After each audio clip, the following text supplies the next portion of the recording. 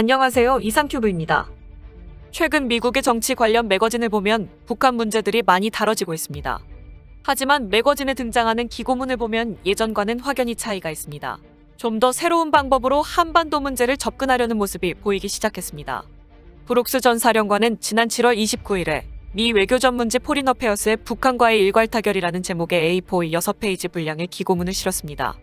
2년 7개월간의 주한미군 사령관 겸 유엔 사령관 재직 시절에 익힌 북한에 대한 나름대로의 이해를 바탕으로 한반도 정세에 대한 객관적인 분석과 양국 정책 당국을 향한 파격적 제언을 담은 글입니다. 특히 북한을 악마로 보는 경향이 강한 워싱턴 주류 사회의 정형화된 대북인식과는 상당히 다른 내용을 담고 있어 신선한 충격을 주고 있습니다. 그는 우선 김정은 위원장이 경제와 안보를 중시하는 등 아버지 때와는 다르게 북한을 통치하고 있고 외부 세계와 대화를 하려고 하는 노력을 하고 있다고 평가했습니다. 이어 이렇게 변화된 북한 정권에 맞춰 한국과 미국도 새롭게 대북 접근 방식을 취해야 한다고 주장하고 있습니다. 그는 새로운 대북 접근의 토대는 한미동맹을 공고히 하는 것이라는 점을 우선적으로 강조하고 있습니다. 북한과 중국이 한미동맹을 약화시키려는 노력을 강화할 것이므로 우세한 군사력과 외교력을 확보하는 것이 김 위원장의 위협을 저지할 수 있다는 것입니다. 이 대목에서 그는 한미동맹 강화를 위해서는 연합방위 태세를 움츠러들게 하는 한미양국의 포퓰리즘적 접근을 경계해야 한다고 주장했습니다. 이번 기고문의 제목인 북한과의 일괄타결은 이 같은 굳건한 한미동맹의 토대 위에서 가능하다는 것이 그의 시각입니다. 따라서 그가 이후에 제시한 일괄타결 방안이야말로 이번 기고문의 핵심으로 읽히고 있습니다. 그는 우선 북한과 점진적으로 관계를 정상화하는 힘든 작업을 시작해야 한다고 제안했습니다. 그동안 북한을 변화시키기 위한 군사적 압박과 경제 제재 등의 시도는 북한에서의 중국의 경제적 우위나 한미동맹의 군사적 위험에 별다른 대안을 제시하지 못했다는 것이 그의 진단입니다. 때문에 그는 김정은이 경제 및 정치적 고민에서 벗어날 수 있는 길을 제시해야 한다고 강조하고 있습니다.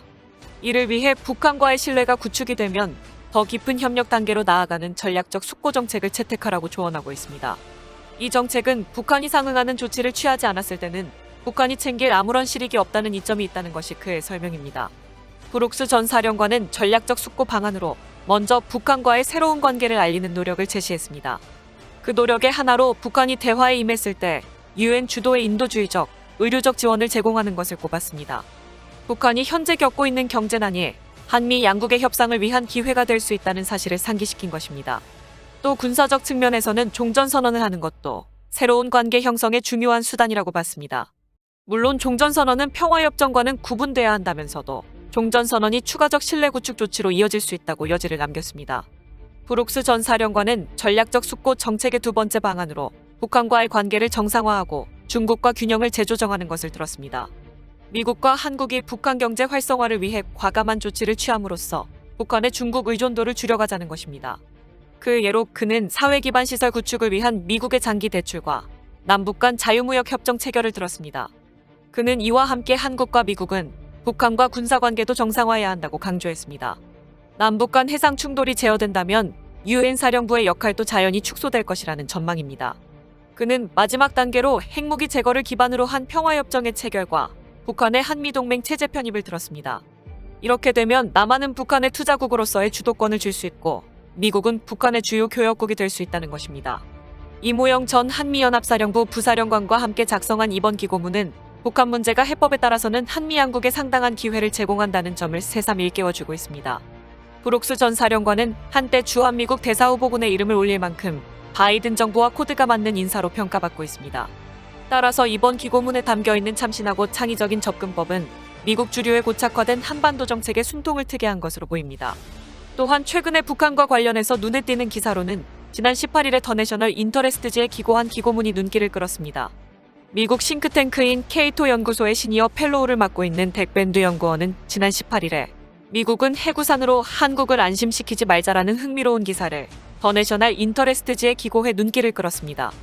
덱밴드 연구원은 레이건 행정부 시절에 외교관계 특별보좌관으로 활동했던 인물로 현재는 리버테리언계 싱크탱크인 케이토 연구소에서 시니어 펠로우로 재직 중입니다. 그는 과거의 금전적인 대가로 고객사에게 유리한 기사를 썼다가 케이토 연구소를 떠나게 된 경력을 가지고 있습니다. 하지만 그의 경력만 보면 정말로 수상쩍어 보일 수도 있지만 이번 기사가 지적한 내용은 상당히 흥미롭습니다. 밴드 연구원은 미 본토에 도달할 수 있는 대륙간 탄도미사일과 핵무기를 손에 넣은 김정은에게 호놀룰루와 시카고 등 미국 본토의 도시를 여러 개 잃고 수백만 명의 미국 시민이 죽게 될 것이라는 위협을 받더라도 미국 대통령은 한국을 지키기 위해서라면 어떠한 희생이라도 치를 각오가 있다고 선언할 것이고, 이를 미 여론도 지지할지 모르지만 ICBM과 핵무기를 손에 넣은 북한으로부터 남한을 지키기 위한 잠재적 비용에 대한 정확한 논의가 이뤄지지 않고 있다고 주장했습니다. 즉, 북한이 한국을 침략할 경우 이를 재래식 무기로 격퇴하는 비용이 아프가니스탄이나 이라크보다 훨씬 비쌀 수 있지만 압도적인 미군의 화력이나 자원을 고려할 때 과거 한국전쟁과 비슷한 수준의 인적 손해로 치러질 수도 있다라고 그는 지적했습니다. 그러나 이런 행위를 용인할 수 있는 것은 미국 본토가 안전해야 한다라는 조건이며, 미국 참전의 보복으로 김정은이 핵무기를 탑재한 ICBM을 미국 본토를 향해 발사할 위험에 처하면 얘기가 달라진다는 것입니다. 그는 북한의 핵공격으로 수십만 명에서 수백만 명의 시민들이 희생되는 잠재적 위험에 직면하더라도 한국과의 약속, 즉 한미상호방위조약이나 해구산을 충실히 실행하는 것은 미국의 국가적 자살행위이며, 한국 정부 관계자들조차 미국이 비합리적이고 국익에 반하는 선택을 실행에 옮기는 것을 의심하고 있다며, 대부분의 미국인들은 국가적 자살행위를 원치 않기 때문에 미국의 정치 지도자들은 한국과 정직하게 논의해야 한다라고 말했습니다.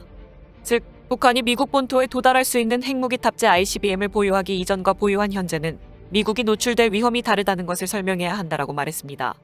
그는 북한이 한국을 침략할 경우 한미상호방위조약의 발동과 북한이 한국의 핵무기를 사용했을 때 약속한 해구산 제공도 실제로는 실행하기 어렵다며, 이런 약속들에 대해 미국 정부는 미국 시민의 이해를 얻을 수 없다는 점을 솔직히 한국에 설명하고 새로운 대응책을 생각해야 한다라고 밴드 연구원은 말하고 있는 것입니다. 아마도 새로운 대응책이란 한국의 핵무장을 용인하고 미국의 군사력에 의존하지 않는 선에서 북한과의 균형을 잡아야 한다는 의미일 것입니다. 이에 대해 미국 랜드 연구소의 수석 연구원인 브루스 베넷은 더 내셔널 인터레스트지의 기고문에서 한반도에서 미국 핵무기의 역할을 축소하면 북한이 좋아할 뿐이라고 주장했습니다. 바이든 대통령은 지난 3월에 미국의 안보 전략에서 핵무기의 역할을 축소하겠다고 선언하고 핵태세 검토 작업을 진행 중인데, 한국의 언론들은 핵군축과 핵무기 폐기를 향한 첫걸음이라고 평가하고 있지만 이는 미국의 의도와는 완전히 어긋나는 것입니다. 우선 바이든 대통령은 미국의 안보 전략에서 핵무기의 역할을 축소하겠다고 했을 뿐 핵무기를 감축하겠다는 말은 하지 않았습니다. 트럼프 행정부가 추진했던 지상발사형 핵전력 현대화 계획인 미닌벤3의 업그레이드 계획인 지상배치형 전략 억제의 비용은 약 2,640억 달러라는 엄청난 자금이 소요될 것으로 예상되었기 때문에 바이든 대통령이 이 계획을 중지한다라는 견해도 있었으나, 러시아나 중국의 현대화된 핵전력에 대항하기 위해 GBSD의 속행을 결단했으며 2022년도에 약 15억 달러의 예산도 배분했습니다. 즉, 바이든 대통령의 핵태세 검토는 핵무기 폐기를 목표로 한 것이 아니라 북한이 미국 본토에 도달할 수 있는 핵무기 탑재 ICBM을 보유한 상태에서 한국에 대해 핵무기를 사용한다면 미국은 한국에게 제공하고 있는 해구산을 이유로 핵무기를 통한 보복을 할 필요가 있으며, 북한이 그에 대한 보복으로 미국 본토에 핵무기 탑재 ICBM을 발사하는 것을 피하기 위해 동맹국에 제공하고 있는 해구산의 기준을 재검토하겠다는 것입니다. 좀 더 확실하게 말하자면, 북한이 핵무기의 공중폭발에 의한 전자기 펄스 공격을 한국에 한 번만 가한다면 미국은 핵무기로 북한을 보복할 수 있을 것인가라는 문제와, 미국이 보유하지 않은 대량 살상무기로 분류되는 생화학무기로 한국을 공격할 경우 미국은 핵무기로 보복을 할 수 있을 것인가라는 문제도 포함되어 있습니다. 이에 대해 랜드 연구소의 데이비드 베넷은 북한의 한정적인 핵무기 사용이나 생화학무기 사용에 있어 미국의 핵 억지력에는 판단하기 어려운 모호함이 존재하는 것으로 북한은 판단하고 있으며, 여기서 핵무기가 하는 역할을 축소하면 북한이 기뻐할 뿐이라며, 미국의 동맹국들을 안심시키기 위해서는 핵무기가 하는 역할을 축소하는 것이 아니라 거꾸로 확대시킬 필요가 있다라고 지적한 것이 매우 흥미롭습니다. 어쨌든 북한을 한미동맹으로 편입시키자는 의견과 한국의 핵개발 용인 등의 논의는 과거에 보이지 않았던 내용들이며, 미국의 보수적인 싱크탱크들도 한국에 대한 시각이 변해가는 것을 느낄 수 있습니다. 이상 마치겠습니다. 시청해주셔서 고맙습니다. 이상큐브였습니다.